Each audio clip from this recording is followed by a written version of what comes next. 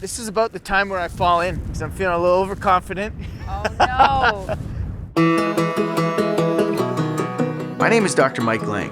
As both a health researcher and adventure guide, I've seen how being outdoors enhances the well-being of family caregivers.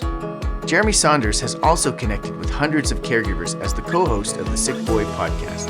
Together with Sam, a mother of a childhood cancer survivor, we are paddling through the Badlands of Alberta and talking about finding balance in the midst of demanding caregiving situations. This is Caregivers in the Wild.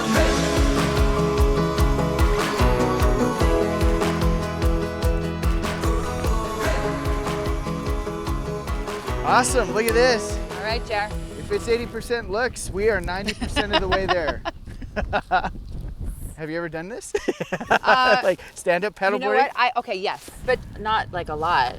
Well, I haven't done this before either, so. Oh, okay, great. Jeremy is going to teach us how to paddleboard. One of the key points to balancing is actually your paddle. So standing here right now, like I have 2 points of contact. Your paddle is your third.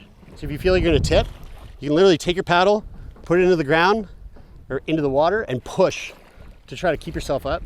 Yeah, I love the idea of when your paddle's in the water, that's when you're most stable. I know, that's right? so Yeah. counterintuitive, Yeah. but I am going to try to do that. Yeah, let's do it.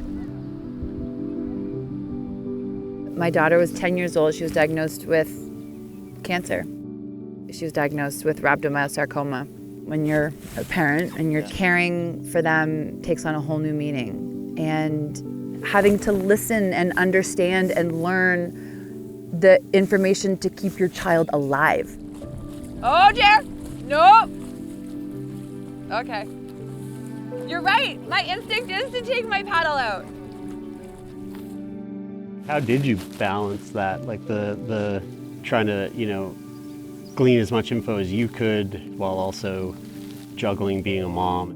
You know, I don't think you do balance it. I think you try. You get used to being in that hyper-vigilant headspace. So, like, balance for me would be like, am I breathing? Sam, I saw you doing some yoga during your quiet time this morning. Is that something that you've done a lot of? Yeah, it's centering, alignment, remembering to breathe. We've been talking a lot about how there is no balance in a caregiving situation, but there's Right. moments of balance, right? That's And right. It's not, so the breathing was a moment That's right. of trying to rebalance in the midst of a very difficult, chaotic caregiving experience, right? The interesting part about yoga too is combining breath with the groundedness, right? So in tree pose, your 3 points of contact are your heel, the big toe ball of your foot, and the pinky toe ball of your foot. 3 points, driving them into the earth. But again, you can take all of that and it translates right back to caregiving. Yeah, totally.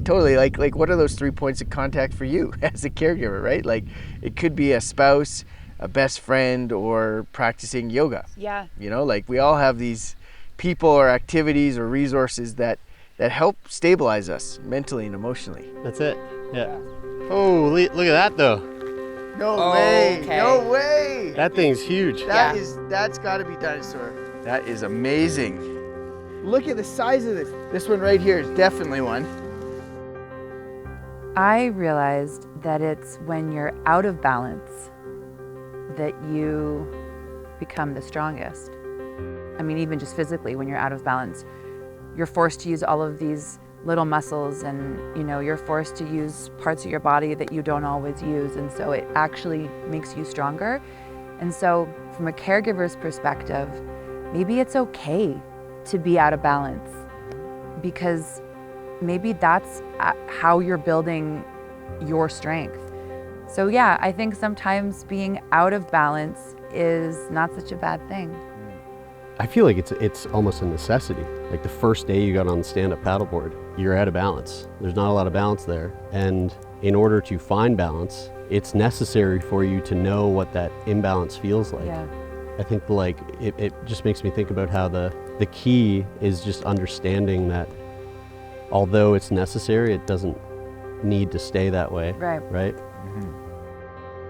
It's a real instinct when you're caring for your child to always try to protect them. But I think it's important to let the person you're caring for, especially if it's your child, let them get wobbly too sometimes. Let them fumble, let them fall, let them come out of balance so that they can also learn their strength.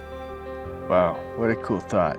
Like viewing an experience like cancer that, throws your whole family's life out of balance as something that can actually strengthen you. Yeah. Right? And make everyone more resilient. Absolutely. I love that.